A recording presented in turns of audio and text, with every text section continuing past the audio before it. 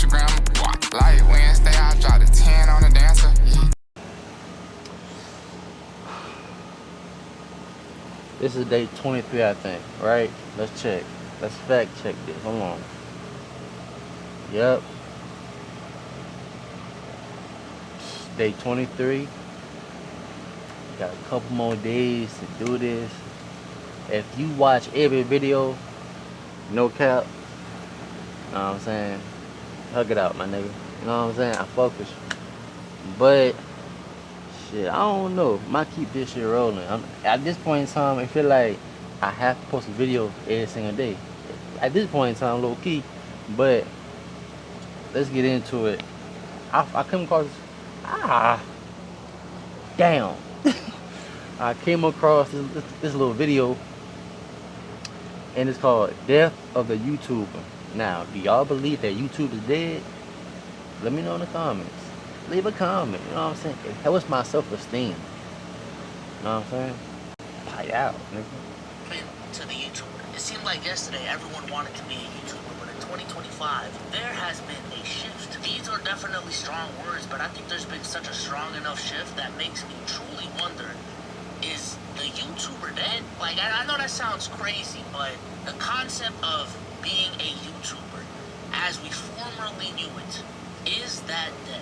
As you can see on the screen, like back in the day, what the biggest content creator looked like compared to now is just completely different in terms of like the platforms that they use and exactly who they are and the content.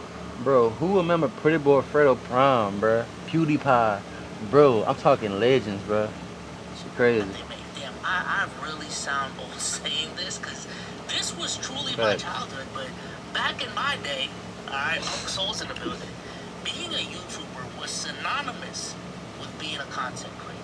Like, they went hand in hand. You ask someone if they want to be a content creator, the response was, yeah, I want to be a YouTuber. And we just kept on pushing. But now, if you say that, you can get a bunch of different responses. Like, ask someone if they want to be a content creator right now, they might respond with being a TikToker, being a streamer, being a podcaster, being an influencer specifically. Maybe there's distinctions right there, but these are the answers that you're going to get from people nowadays. And I think looking at the creators that have blown up, not just in 2025, but over the last, I would say, 3 to 4 years, they are not YouTubers, at least in the traditional sense. As you can see on the screen right now, we're looking at guys like Keith Lee, Drewski, Alex Earl, Queso, Joe Rogan, Speed, Alex Cooper. These are not what I would at least consider YouTubers. And let me Oh, alright. I was finna say Speed stream on YouTube, but he's not a YouTuber, so it made sense. It made sense. Trying to figure out what to put in the description and figure out SEO and all these different things. Like, bro, a lot goes into one solid long-form YouTube video. Like, even for people who have been watching this channel specifically, like, this used to be a stream highlights, you know what I'm saying, podcast highlights, even full podcast channel, so you can see it on this channel specifically. The amount of work that we put into one of these videos now compared to the amount of work we were putting in prior to those clips for one piece of content is much more now. That's just a fact. And please, I implore y'all to literally ask someone who doesn't do YouTube but is doing content on TikTok or somewhere else, literally ask them how they feel about starting a YouTube channel. And I swear, a lot of these people, when you ask them that question, their response is, I don't know, bro, like YouTube is a lot. YouTube is intimidating. Like, I get the pros, you know what I'm saying? I get the benefits of it, but like, YouTube is endgame, and I just don't feel like I'm there yet. That is what they're answering. Like, I'm being serious. That's not crazy. So, as with anything in capitalism, really, when there's a pain point in the market, it gets addressed by the market or by other people in the market. And the way the market addressed all of this is the introduction of easier content formats. Now, what do I mean by this? I really mean this in two ways. One is like platforms coming about that have really changed the game. I'm gonna just keep it a bean. I'm talking about TikTok right now. And two is different types of content formats being embraced more by the culture and creators and viewers, all the same, all the way, right? So let's talk about the TikTok boom specifically, right?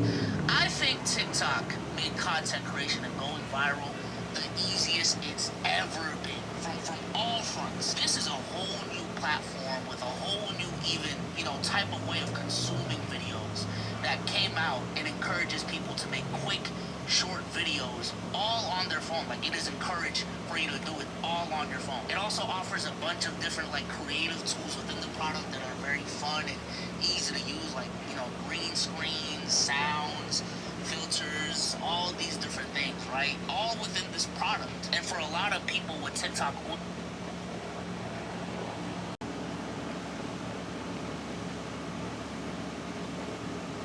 an on-camera talent, a videographer, a writer, a video editor, and you also have to, play the networking game and all of this. And now we have YouTubers who have whole ass teams where every single one of the tasks I just mentioned, someone is getting paid good money to do just that one task. Right. Like, that's a lot of work to do. Now, I do think as a person who has gone through this whole process as a part of OG YouTube, I think it has made me a better content creator in the long run, being able to know what these different hats are and how to operate them. But for a lot of people, that's a very, very big learning curve. And I'm gonna just keep it real. The motivation that a lot of people had to create content wasn't necessarily to become a video editor or a graphic designer. They wanted to be a voice, right? They wanted to be people with influence. They wanted to be storytellers, all these different things. But because of how YouTube works, it kind of forces you to learn skills that you really have no interest in, you know what I'm saying? And also, the work that you have to put in to output one piece of content, compared to the field, especially nowadays, it's just a lot, you know what I'm saying? You have to come up with the idea, the thumbnail, you have to record the video, you have to edit it. Okay, so I just posted my first ever YouTube video, right? I just feel like the girlies didn't tell me enough how hard it actually is to start a YouTube. Whoa. Secondly, the editing, babe, it took me a cool 3 days total to edit it and get it to how I did. No cap. This YouTube stuff is not easy, bro. Like, people think this shit is just... Nah, I ain't gonna lie. Regular job is way harder than YouTube. 1000%. Regular job is so much goes into it. This shit, you just record, post shit. I ain't lying to you. I really ain't lying to you. You just gotta I ain't popped off yet, but you gotta just pop off. That's it. But regular job, fuck no. That shit.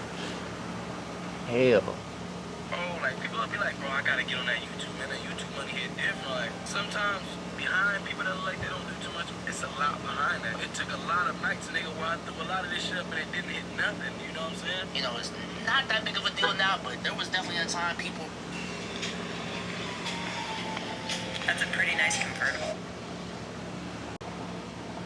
Ultimately signify was a lower barrier to content creation, and not only a lower barrier to content creation, a lower barrier to becoming the next viral thing. So No cap, bro. TikTok, that shit so sweet. when you make even creating the content easier and you make going viral easier, that's a hit. That is a hit. The other easy content format that I really think changed the game, and it's really two, but they kind of sort of, there's a lot of overlap in them, is streaming and podcasting. Because these are two content mediums that are record and go. That's ultimately what these, content mediums are. I understand you can edit a podcast. I understand, you can plan out streams, especially nowadays. But for the most part, this is very hit record, hit go live, and boom, we are creating content right now. Right now. These are also content mediums that are inherently more casual, right? Conversations and just being an outlooker into conversations is very different from watching a curated, highly edited YouTube video.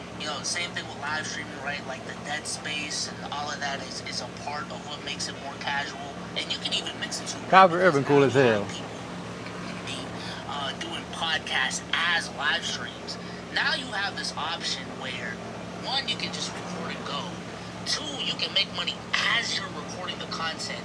And three, you just worry about marketing it after you do the content. It's just a completely different mentality shift when you're trying to grow a stream and a podcast, because instead of YouTube being a platform where you create dedicated videos from, it just becomes this marketing vehicle to grow your podcast or to grow your stream. You're not actually creating content for YouTube. You're repurposing and clipping up your streams and your podcast, putting them up as Yeah, YouTube damn near is nothing but a bunch of like VOD channels, like just straight streaming channels. Not streaming channels, but like videos of streams. It's not even like actual YouTube videos no more. No cap. It's either 20v1 or like a VOD from a stream. That's it. No between. that they do well, and that is how people find like their main podcast. That wasn't the mindset for the average YouTuber back in the day. It was, how can I make the next video as big as I can? Like that's what it is, or that's what it was. Excuse me. But speaking to that, I think that's another reason why streaming and podcasting has become appealing to creators, is that it provides a level of like repeatableness and structure to content creation where every single upload, it doesn't feel like make or break. You know what I'm saying? That feeling of every upload being make or break is what caused a lot of YouTubers back in the day to burn out. And I think it's the combination of all these different things. All of these things are the reason as to why they... Bro, the level just started and we're already getting overrun. I gotta take these guys out. Build this crossbow tower as fat. New content megastars are YouTubers. And these are also the reasons why former YouTubers who were maybe even doing well on YouTube, this is why they switched over to other different content types. But also, this could just be a massive overthink on my part. Like, certain creators are just copycats. I'm gonna just say it. Like, there may be a collective of people that grow doing this one thing, whether that's streaming, you know, TikTok, podcasting, and then other creators who are already established just see that, right? And their thing is, oh, this is the new wave. Oh, this is the new meta. I gotta get on that. This is what everyone else is doing. I just gotta get on that. Like, it's not an actual justification from a content perspective. It's just, yo, this is the new meta. Like, I'm telling you, this is literally the terminology that creators use. Streaming's the meta, bro. Like, gotta get on that. Like, yo, everyone's podcasting. Gotta start my own podcast, right? Like, it's dumb.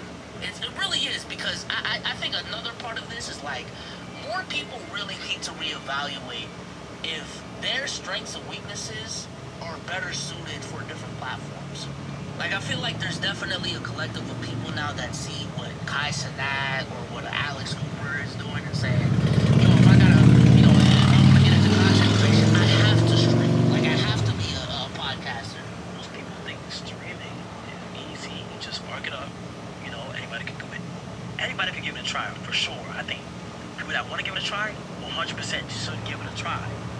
One, I wouldn't recommend shooting for anybody who just generally doesn't fall in love with it, or just This bitch out here. doesn't have any interest in it and just wants to do it for money, or wants to do it because they see it's a new trend. Well, no. You... I think a lot of things in life is simple, but not easy. Like, I think streaming is simple as fuck. Like, it really is. Like, you just set up OBS, set up all the shit. Like, it's like, oh, you just like grab the phone for IRL, download the app, press record. I mean, it's not easy. You gotta be on that bitch all day long, bro. That's the only thing. Like, ain't no breaks from streaming. Your skill set might actually be better fit as a YouTuber. It could actually be streaming. But what if it's on YouTube, right? What if it's being a podcaster? Like, all these different things are intermingling. But people just have these, like, preconceived notions as to what the meta is now, and they just run with it. That's not the case. I think the beauty of YouTubers not being the main thing anymore is that it's a signal that different types of content creators can succeed in their own ways. You know what I'm saying? So I've been talking a lot about the creator's perspective right now, but a very big part of this, because these are consumer platforms, is the viewer. And I think with the TikTok shift happening, and with the streaming and podcast shift happening, YouTube for a lot of viewers just felt too in the middle. You know what I'm saying? What is that saying that they say? You know, jack of all trades, master of none. That's what YouTube kind of felt like. Like, if I wanted short and digestible content, I'm going to TikTok, right? If I want more in-depth, more intimate, more raw content, I'm going to live streaming. I want to watch or listen to a podcast. Like, that's the content that I want to consume if I'm in that mindset. Like, for a lot of people, it just feels like traditional YouTube videos just sit too much in the middle, where there's too much fluff, right? Like, there's a lot of content on YouTube that do not need to be 12 fucking minutes. All of it could have been summarized in 60 seconds. Like, I'm being so serious. But it's also, like, not long enough to provide all the nuance and detail that I really, really want from a certain topic. We get the gist, right? If YouTube, I don't think YouTube dead. I think YouTube still got bread on it. I think YouTube still got a little place in content. It's just like streaming is big. It's just trending right now. It's going to shift. Streaming, then gonna be something new, then something different. Everything goes in waves. I don't think YouTube dead though. But hey, that being said, day 23 in the books. Sippin' on lean, no green, I'm high as a bird, bitch. Yeah, I'm popping them motherfucking X with bitch.